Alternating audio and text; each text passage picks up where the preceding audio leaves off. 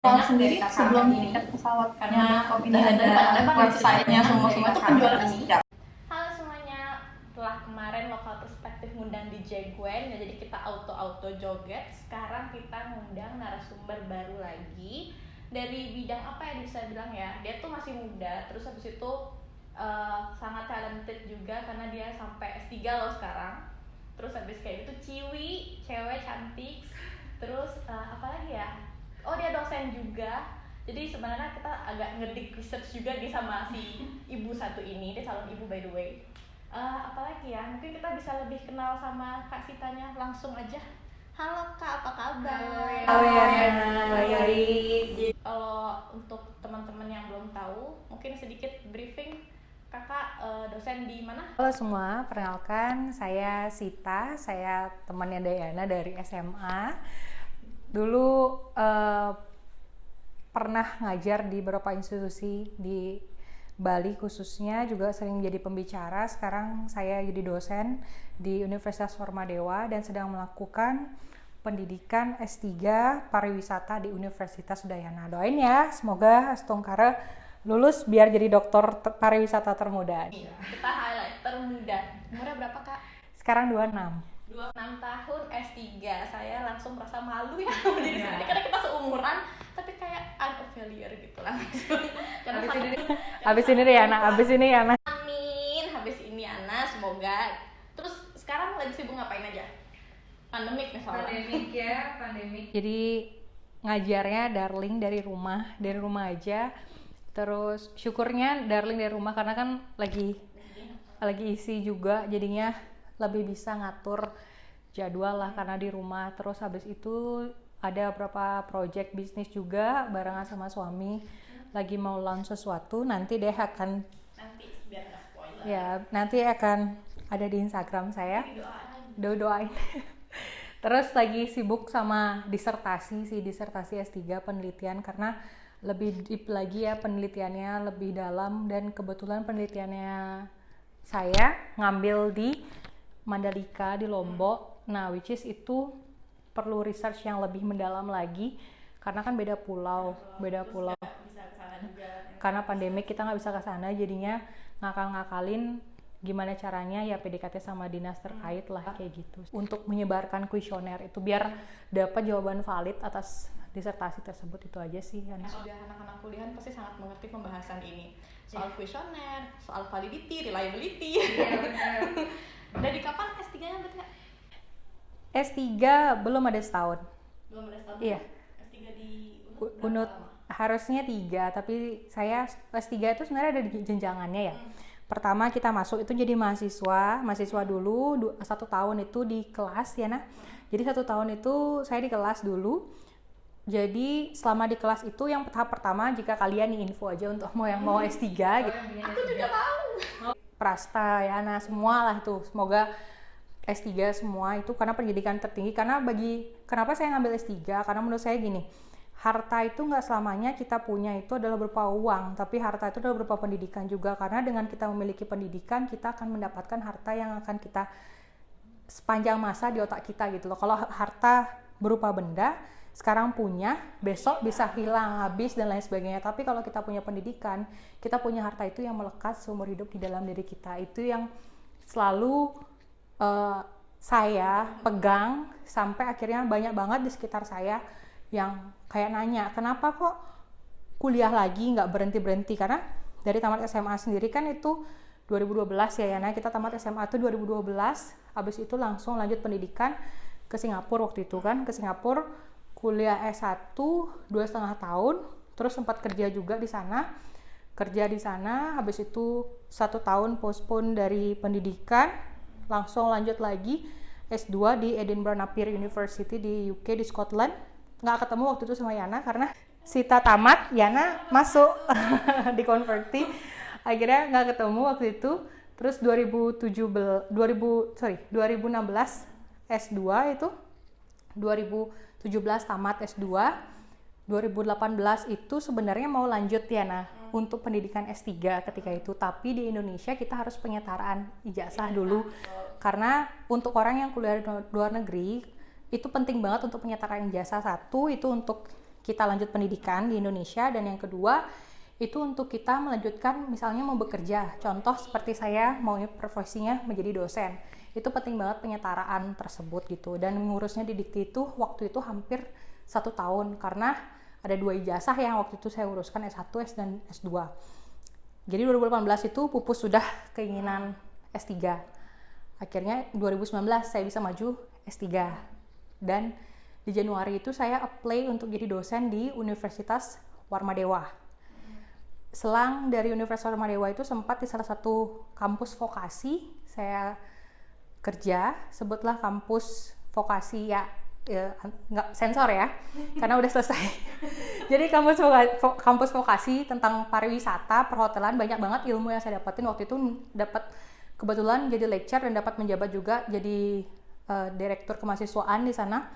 Jadi banyak banget pengalamannya. Nah di sana tahu karakteristik mahasiswa seperti apa dan lain sebagainya, karena kan beda banget nih zaman kita sama zaman yang sekarang, gimana kita adapt dan gimana cara kita untuk evaluasi mereka nih sekarang itu beda banget pokoknya generasinya. Akhirnya dari sana karena mikir, oh iya jabatan ataupun profesi yang saya ingin jalankan ini adalah profesi dosen, nggak bisa cuma sebatas S2 semata, ya udah nggak bisa. Akhirnya 2019 itu benar-benar mantapin diri. Selagi nunggu Warmadewa manggil nih kan, deg-degan juga nih Ana, nggak ada panggil-panggil, kok lama banget yang dipanggil ya. Dalam hati kan, kok emang ada yang salah ya?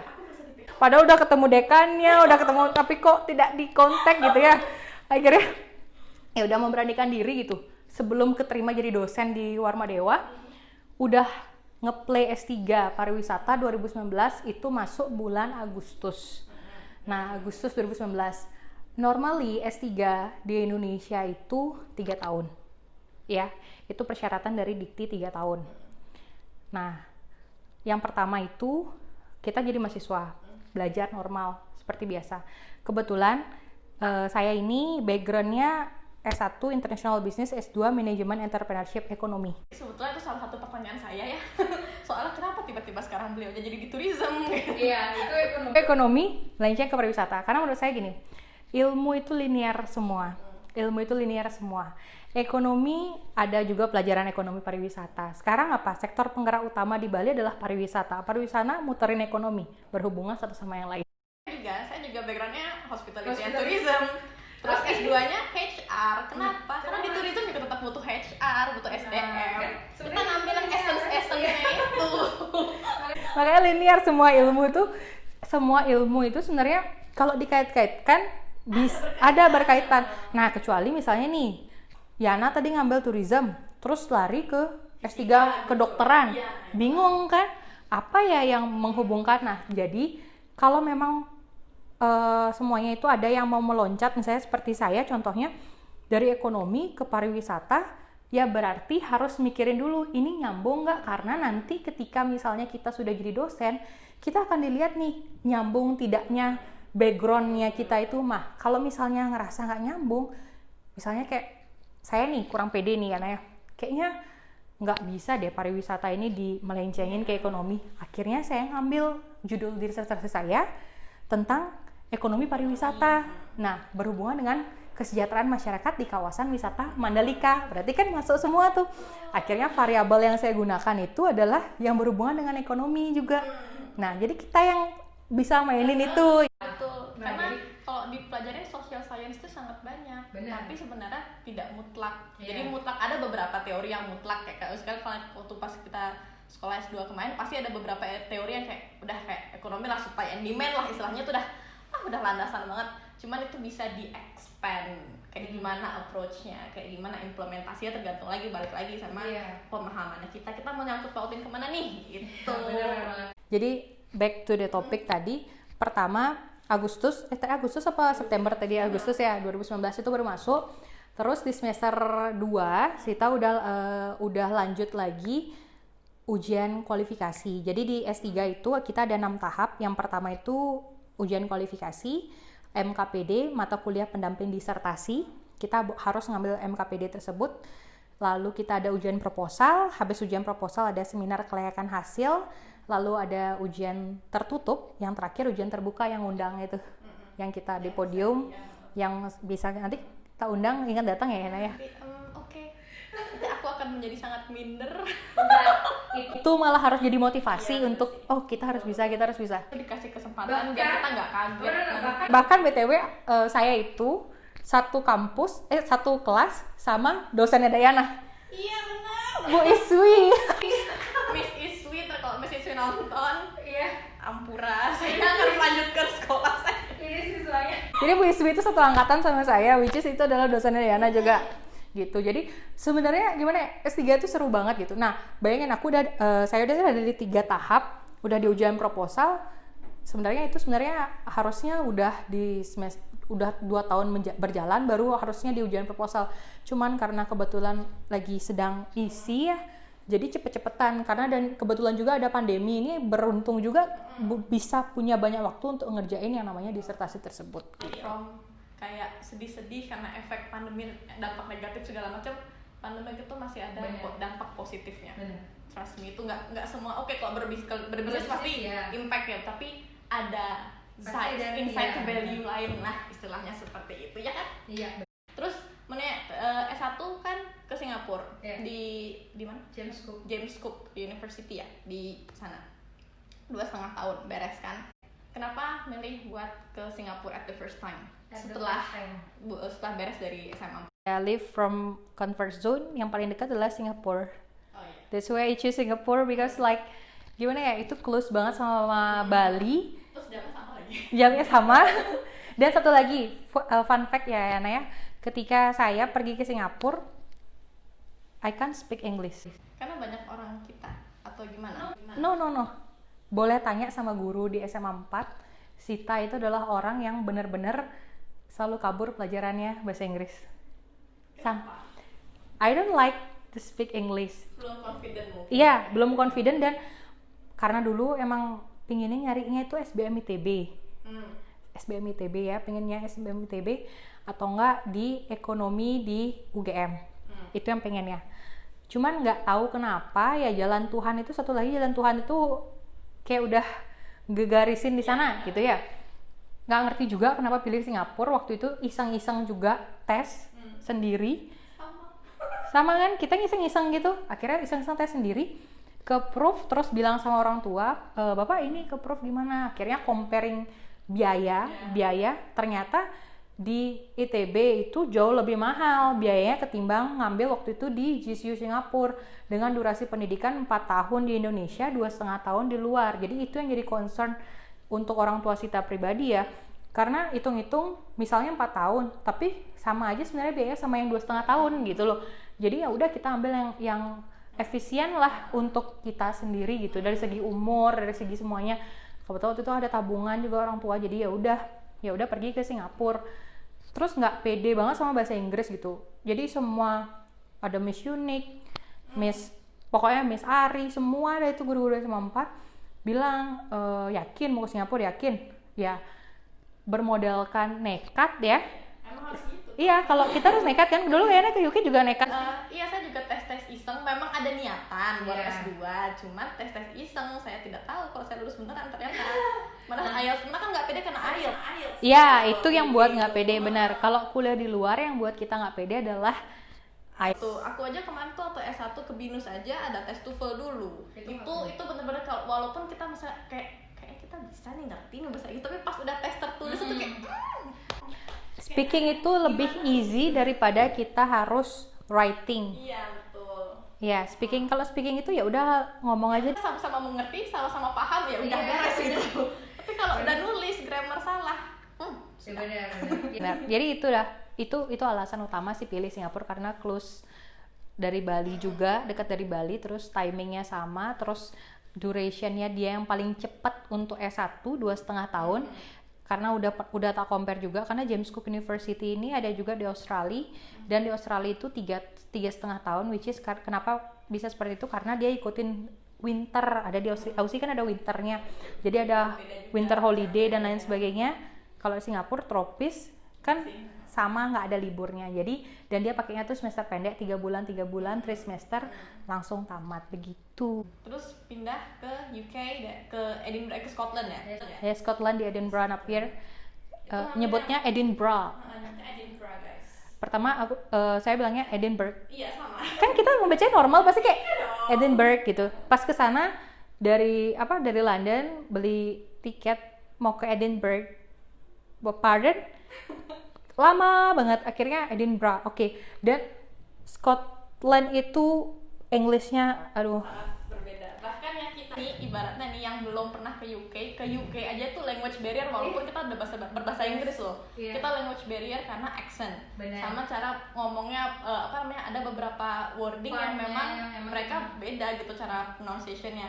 Terus kemarin sempat trip juga ke Scotland, sama saya tidak mengerti apapun di sana. Jadi cuman bermodalkan Google Map. Bener banget. Kadang pas pertama kali ke Scotland itu 5 menit untuk mengerti maksud omongan orangnya. Dan ya syukurnya waktu itu 10 bulan ya. Jadi cepet-cepet dah tuh selesaiin yang namanya disertasi juga sih nyebutnya kalau di sana ya. Harusnya kan orang-orang tesis ya kalau di Indonesia ya S2 tesis, tapi kalau di sana kita nyebutnya disertasi. Yana juga disertasi ya. Disertasi ya udah cepet-cepet dah lu selesaiin, udah nggak tahan banget lah tuh sama bahasa Inggrisnya mereka. Aduh. Tapi living in Scotland Oke, but dingin banget ya. ya, Itu jam 10 malam itu kayak jam 5 sore. Dia cuman mataharinya gelapnya itu malamnya itu cuman ada 4 jam atau 5 jam terus sudah terang lagi. bahkan ya Edinburgh itu lebih, kalau yang bisa bilang lebih desa daripada Coventry deh. Padahal Coventry itu udah desa banget, udah benar-benar udah desa Coventry itu, tapi nih Edinburgh tuh kayak lebih desa lagi. Cuman dia enak banget gitu ya. Di sana desanya itu Tapi enak. enak. Saya belum pernah sih ke Coventry ya. Cuman teman-teman banyak banget yang di Coventry juga. Rasya itu juga di Coventry kalau nggak salah ya. Yang anaknya Tamara Bleszinski. Betul. Ya, Coventry University, tapi dia kayaknya bukan di Coventry deh, yang di London. yang di London ya, itu pokoknya banyak deh teman-teman yang tamatan S1 sama Sita itu ngambil di Coventry gitu. Nah akhirnya karena banyak dia sama kayak Yana semua, jadinya Sita tamat S2 mereka baru masuk semua. Timingnya masih kayak gitu. Nah akhirnya pas di Scotland sendiri itu udah ya syukurnya tahan diri ya. Cuman kalau misalnya disuruh milih gitu ya, mana yang lebih berkesan, mungkin Sita akan pilih Singapura sih. Karena mungkin beda vibes-nya juga, environment-nya sih. Iya, Scotland itu enak gitu ya, belajar dan lain sebagainya. Cuman mungkin karena Singapura itu negara pertama yang merubah hidup Mungkin Sita gitu. Jadi ada impact tersendiri ke kitanya gitu istilahnya. Negara pertama yang kayak which is itu jauh banget dari rumah. Ibaratnya oke, Singapura cuma 2,5 jam naik pesawat, tapi menurut saya pribadi yang udah ngejalanin di sana hampir 4 tahunan lah total di Singapura bekerja dan lain sebagainya, itu kayak udah kayak my second home sih. Iya betul aku setuju. S1 BINUS Inter langsung ambil itu, sama juga tes iseng saya Ya. tes iseng double degree soide kan, tapi saya lolos. Ya, soide oke. double degree ke Swiss, sama itu jauhnya minta ampun segala macam. Dulu justru Yana mikirnya kayak Yana suka banget nih di Swiss, Yana suka banget di Montreux, soalnya kayak enak banget lah. Cuman memang living di Swiss itu mahal ya. Banget. Jadi kayak tidak bisa afford hidup di sana itu. Padahal tuh tempat desanya enak banget. Jadinya sekarang Coventry adalah my second home karena balik lagi ambience-nya beda. Iya. Jadi kayak lebih berkesan di Coventry itu Iya. ketimbang dari Swiss. Tapi balik lagi ke internal factor sendiri by the way. Iya benar. Iya kan? Benar. Terus dari si Edinburgh baru balik sini. Iya, ke UNUD itu sangat beda. Oh iya. Betul. Itu sangat di Zoom langsung itu sangat beda. Betul. Shock. Oh my god, bukan tidak bagus. Enggak. Bukan beda, tidak bagus. Tapi beda bagusnya. Bukan, maksudnya kayak gini deh Naya. Kagetnya itu apa? Kalau di Padahal luar, orang sini ya? iya padahal gini loh. Karena kalau di luar itu misalnya 3 bulan, kamu misalnya 3 bulan harus selesaiin skripsi ya, selesaiin ini ya. Kita ngebut nih. Nah kalau di sini udah kebiasaan sih kayak gitu kan, ngasih terus dosennya bilang revisi lagi. Loh kok revisi lagi? Udah revisi, ngasih revisi lagi. Loh kok kayak gini ya? Itu yang membuat di Indonesia ada yang kayak gini, culture-nya beda ya. Nah akhirnya pertama memang agak shock gitu ya, tapi lama-kelamaan kesini ya udah enjoy aja deh. Iya, mau gimana lagi? Misalnya kita kan, ya balik lagi kita harus adapt soalnya Iya, kan. kita harus gini. Kayak kita ke luar negeri pun kita yang adapt Benar, sama benar seperti banget sih. itu. Awal-awal ke luar negeri juga pasti sangat Kaget. kaget karena mereka strict banget timingnya. Terus habis itu benar-benar punctuality-nya udah kayak kita dress up salah aja tuh benar-benar lumayan lah gitu, menggojlok mental gitu loh. Ya balik lagi kalau misalkan balik ke Indonesia ya harus balik lagi adapt sama culture di sini seperti apa. Terus sekarang lagi skripsi S3 namanya apa sih? Disertasi cantik. Ya, sama ya ternyata. S2 disertasi soalnya. Tesis di Indonesia. Di Indonesia S1 skripsi, S2 tesis. Makanya saya juga agak-agak bingung dengan istilah ini. So far gimana? S3? S3 seru banget teman-temannya. Yang termuda. Iya, termuda. Benar-benar muda. Termuda loh. Muda. Satu kelas berapa sih? Satu kelas ada 20. Teman yang paling muda lagi umurnya 31. Saya 26. Berarti pas mulai kuliah 25. Iya, 25. Astungkara lulus tahun depan ya, biar 27 tamat. Emang satu ya, kenapa ngambil pariwisata tadi ya nanya. Kok pariwisata sih gitu kan? Ya, gimana ya? Pariwisata itu ilmunya luas ya Yana ya. Dan kita hidup tuh di Bali. Di Bali itu kental banget sama pariwisata, semua sektor itu berkaitannya itu ke pariwisata ya. Dia multiplier effect jatuhnya. Nah, multiplier effect tentang perekonomian. Terus ngambil pariwisata, dia bisa mencangkup semuanya juga. Dan udah tak browsing juga sebelumnya ya, nah ini adalah narsis pribadi ya, karena belum ada dokter yang muda di pariwisata itu. Tahu ambisi-ambisi tertentu emang harus ada. Emang belum ada dokter termuda di pariwisata.